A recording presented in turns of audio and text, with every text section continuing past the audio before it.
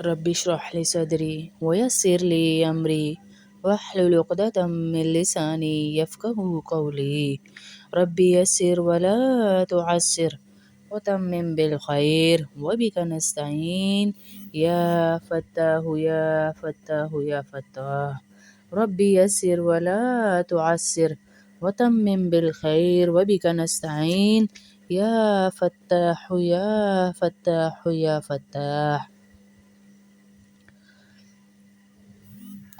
رب اشرح لی صدری ویسر لی امری واحلل عقدۃ من لسانی یفقهوا قولی۔ آج ہم نے تراویح کا ٹاپک لیا ہے کہ تراویح کے ٹاپک سے آپ کو بتائیں کہ مختلف جو مسائل ہیں عورتوں کے، مختلف ان کے ذہنوں میں سوالات ہوتے ہیں، ان سب کے اشکال کو دور کیا جائے۔ آج سب سے پہلا سوال ہمارے پاس جو تراویح سے ریلیٹڈ آیا ہے وہ یہ ہے کہ باجی تراویح کی ابتدا کہاں سے ہوئی؟ تراویح کی ابتدا کہاں سے ہوئی؟ کیا 20 رکعت نماز تراویح پڑھنا ہی افضل ہے؟ یہ سوال ہے پہلا۔ تو اس کا جواب ہے تراویح کی ابتدا حضور صلی اللہ علیہ وسلم سے ہوئی، مگر حضور صلی اللہ علیہ وسلم نے اس اندیشے سے کہ یہ فرض نہ ہو جائیں 3 دن سے زیادہ جماعت نہیں کرائی کہ کہیں میری امت پر یہ بھی فرض نہ ہو جائیں۔ صحابہ کرام فردن فردن یعنی اکیلے اکیلے پڑھا کرتے تھے، اور کبھی کبھی 2-4 آدمی جماعت بھی کر لیا کرتے تھے، اس میں بھی کوئی حرج نہیں تھا۔ 2 نے مل لیا، 3 نے مل لیا، مل کر جماعت بھی کر لیا کرتے تھے۔ حضرت عمر رضی اللہ تعالیٰ عنہ کے زمانے سے عام جماعت کا رواج ہوا۔ حضرت عمر نے عام جماعت کا رواج کیا، اور اس وقت سے تراویح کی 20 ہی رکعت چلی آ رہی ہیں، اور 20 رکعت ہی سنت موقدہ ہیں۔ 20 رکعت ہی چلی آ رہی ہیں اور 20 ہی سنت موقدہ ہیں۔ یہ جواب مکمل ہوا پہلے سوال کا۔ اب ایک بہن نے سوال کیا ہے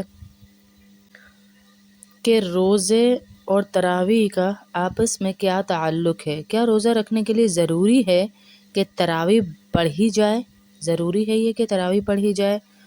تو اس کا جواب یہ ہے کہ رمضان المبارک کے مقدس مہینے میں دن کی عبادت روزہ ہے اور رات کی عبادت تراویح ہے، اور حدیث شریف میں دونوں کو ادا کرنے کا حکم ہے۔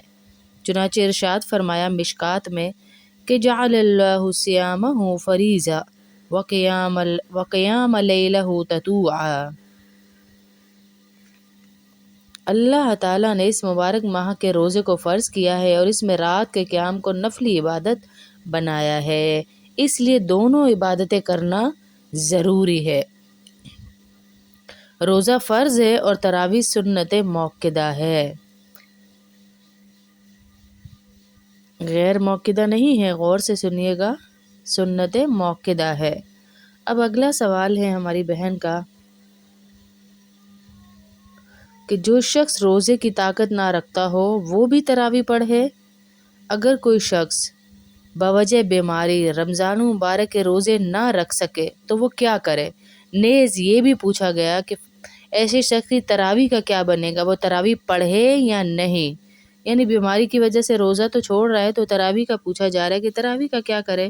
جو شخص بیماری کی وجہ سے روزہ رکھنے کی طاقت نہیں رکھتا، اسے روزہ نہ رکھنے کی اجازت ہے۔ تندرست ہونے کے بعد روزوں کی قضا رکھ لے، اور اگر بیماری ایسی ہو کہ اس سے اچھا ہونے کی امید ہی نہیں ہے تو ہر روزے کے بدلے صدقہ فطر کی مقدار فدیہ دے دیا کرے، اور تراویح پڑھنے کی طاقت رکھتا ہو تو اسے ضرور پڑھنی چاہیے۔ تراویح مستقل عبادت ہے، لیکن یہ نہیں کہ جو روزہ رکھے وہی تراویح پڑھے، ضروری نہیں کہ جو روزہ رکھے گا وہی تراویح پڑھے گا، اور اگر طاقت جب روزے کی نہیں تو تراویح بھی نہ پڑھے، ظاہر ہے روزہ نہیں رکھ پا رہا تو تراویح کیسے پڑھے گا۔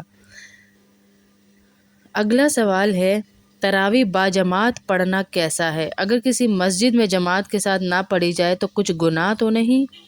اس کا جواب ہے رمضان شریف میں مسجد میں تراویح کی نماز ہونا سنت کفایہ ہے۔ اگر کوئی مسجد تراویح کی جماعت سے خالی رہے گی تو سارے محلے والے گناہگار ہوں گے۔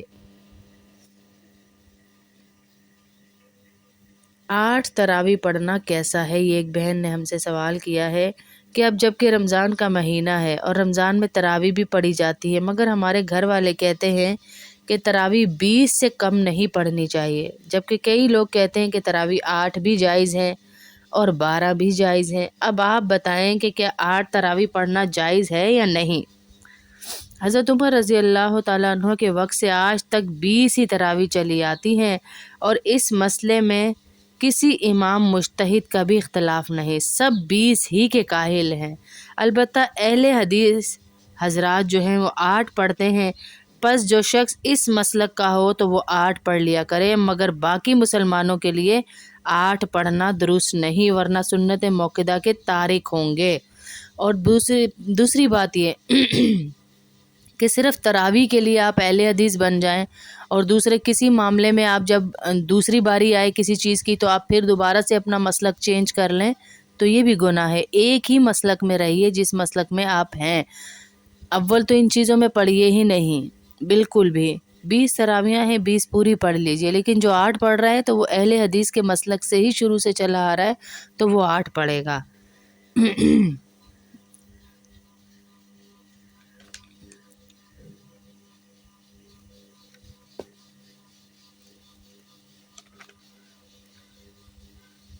اب پوچھا گیا ہے یہاں پر، یہ ڈیفرنٹ سوالات ہیں جو ہماری بہنوں کی طرف سے ہمیں میسیجز آتے ہیں اور سوالات لکھتے ہیں ہم، پھر ان کے جوابات مفتی صاحب سے پوچھ کر آپ تک پہنچا رہی ہوں میں۔ تو یہ وہی سوالات ہیں جو ہم تک پہنچے ہیں۔ ایک بہن نے سوال کیا تھا ہم سے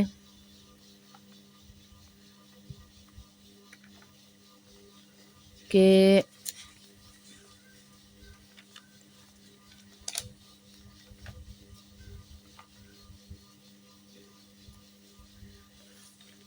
تراویح سے قبل وتر پڑھ سکتے ہیں؟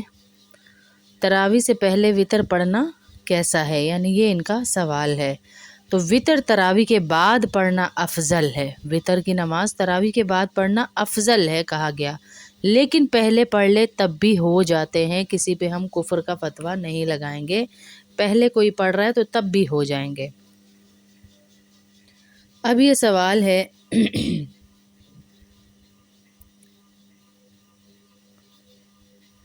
اکیلے تراویح ادا کرنا کیسا ہے؟ اگر کوئی انسان نماز تراویح باجماعت ادا نہ کر سکے تو کیا وہ الگ پڑھ سکتا ہے؟ اگر کسی عذر کی وجہ سے تراویح باجماعت نہیں پڑھ سکتا تو تنہا پڑھ لے، کوئی حرج نہیں ہے، اس میں کوئی حرج نہیں ہے اگر کوئی اکیلے پڑھ لے۔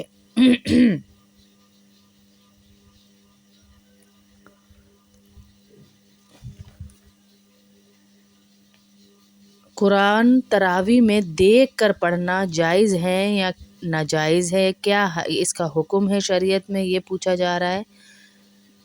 تو اس کا جواب ہے تراویح میں قرآن مجید دیکھ دیکھ کر پڑھنا صحیح نہیں، اگر کسی نے ایسا کیا تو نماز فاسد ہو جائے گی۔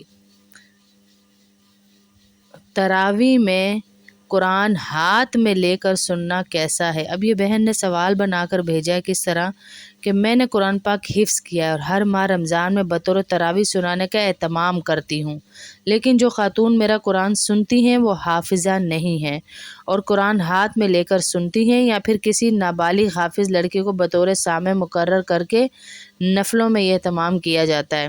ہر دو صورت میں جائز صورت کیا ہے؟ ان دو صورتوں میں جائز صورت کیا ہے لکھتی ہیں۔ جواب اس کا یہ ہے کہ ہاتھ میں قرآن لے کر سننا تو غلط ہے، کسی نابالغ حافظ کو سامع بنانا جائز ہے کہ قرآن یاد رہے، آپ دہرانے کی نیت سے نفل میں سنا رہی ہیں تو سنا سکتی ہیں۔ اب سوال آیا ہے تراویح نماز جیسے مردوں کے ذمہ ہے ویسے ہی عورتوں کے ذمہ بھی ہے کیا؟ عورتیں بھی پڑھیں؟ تراویح سنت ہے اور تراویح کی نماز جیسے مردوں کے ذمہ ہے، جواب ہے اس کا ایسے ہی عورتوں کے ذمہ ہے، مگر اکثر عورتیں اس میں کوتاہی اور غفلت کرتی ہیں، یہ بہت بری بات ہے۔ تراویح کے لیے عورتوں کا مسجد میں جانا کیسا ہے؟ کیا وہ گھر میں نہیں پڑھ سکتی اگر مسجد میں انتظام کیا ہو تو؟ جواب ہے بعض مساجد میں عورتوں کے لیے بھی تراویح کا انتظام ہوتا ہے، الگ پردے کا انتظام ہو تو پردے میں جا کر وہ پڑھ بھی سکتی ہیں، مگر امام ابو حنیفہ کے نزدیک عورتوں کا مسجد جانا مکروہ ہے۔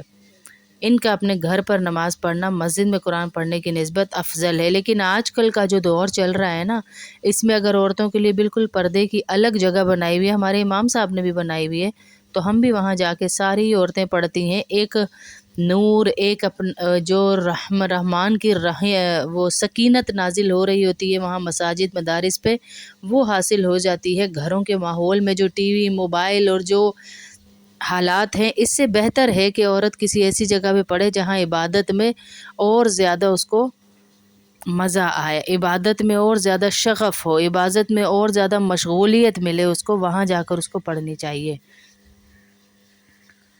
لیکن بہتر گھر پر ہے۔ اگر وہاں جا کے انہیں یہ کہ ہم باتیں ہی کرتی رہیں گی، ہم پڑھیں گی نہیں، تو پھر گھر پر پڑھ لیں۔ عورتوں کا تراویح پڑھنا کیسا ہے؟ ایک بہن کا سوال کی طریقہ کیا ہے؟ ایک بہن نے سوال کیا کہ عورتوں کا تراویح پڑھنے کا صحیح طریقہ کیا ہے؟ وہ تراویح میں کس طرح قرآن پڑھیں، قرآن پاک ختم کریں؟ تو جواب اس کا یہ ہے کہ کوئی حافظ محرم ہو تو اس سے گھر پر قرآن کریم سن لیا کریں۔ جیسے ہمارے بیٹے ہیں یا شوہر ہے یا والد ہیں یا بھائی ہے آپ کا کوئی، تو پس پردہ رہ کر سنا کریں۔ اگر گھر پر حافظ کا انتظام نہ ہو سکے تو الف لام میں علم تری کیف جو صورت ہے نا، وہ پڑھ کر تراویح پڑھ لیا کریں۔ اگر کوئی محرم حافظ ہو تو اس سے گھر پر قرآن سن لیا کریں۔ نہ محرم ہو تو پردے کا انتظام کر کے پھر سنیں، جیسے اسپیکر وغیرہ کا آج کل انتظام ہو جاتا ہے۔ کیا حافظ قرآن عورت، سوال ہے، کیا حافظ قرآن عورت ہو تو کیا وہ تراویح پڑھا سکتی ہے؟ اور عورت کے تراویح پڑھانے کا طریقہ کیا ہے؟ یہ بڑا اہم سوال ہے کہ کیا حافظ قرآن عورت تراویح پڑھا سکتی ہے؟ حافظہ ہو۔ عورتوں کی جماعت مکروہ تحریمی ہے۔ اگر کرائیں تو امام آگے کھڑی نہ ہو، جیسا کہ امام کا مصلی الگ ہوتا ہے ایسے نہیں ہوگی، بلکہ اسی صف میں ذرا کو آگے ہو کر کھڑی ہو۔ اور عورت تراویح سنائے تو کسی مرد کو خواہ اس کا محرم ہو، اس کی نماز میں شریک ہونا جائز نہیں ہے۔ یہ چند مسائل تھے تراویح کے جو ہم نے آپ کو بتائے۔ امید ہے کہ آپ کو تھوڑا سا سمجھ آیا ہوگا، اور پھر بھی اگر کوئی سوالات آپ کے ذہن میں ہوں تو آپ تراویح سے متعلق ہمیں سینڈ کر سکتی ہیں، پوچھ سکتی ہیں، اور اس پر فتویٰ لے سکتی ہیں بزرگ حضرات سے، اور ہم آپ کو فتویٰ لے کر دے دیں گے انشاءاللہ۔ ان سوالوں میں یہی بتایا گیا ہے کہ اسی طرح بتایا گیا کہ آپ کو بتایا جائے کہ کیا چیز جائز، کیا ناجائز، کیا حرام، کیا حلال۔ ہمارے ذہنوں میں کافی سوالات ہوتے ہیں جس کی وجہ سے ہم بہت زیادہ ایک دوسرے کو کافر کے فتوے لگاتے رہتے ہیں۔ تو جو جس مسلک کا ہے، جیسے بھی میری بہن پڑھ رہا ہے نا، وہ سجدہ اللہ ہی کو کر رہا ہے، یہ یاد رکھیے گا، وہ سجدہ اللہ ہی کو کر رہا ہے۔ تو آپ اس بات کو دیکھیے کہ وہ اللہ کو سجدہ تو کر رہا ہے نا، بالکل منکر تو نہیں ہے۔ آگے مسائل اللہ نے کہا یہ اختلاف قیامت تک ختم نہیں ہوں گے، وہ اللہ پاک خود انشاءاللہ فیصلہ کریں گے قیامت والے دن۔ السلام علیکم ورحمۃ اللہ وبرکاتہ، وآخر دعوانا ان الحمد للہ رب العالمین۔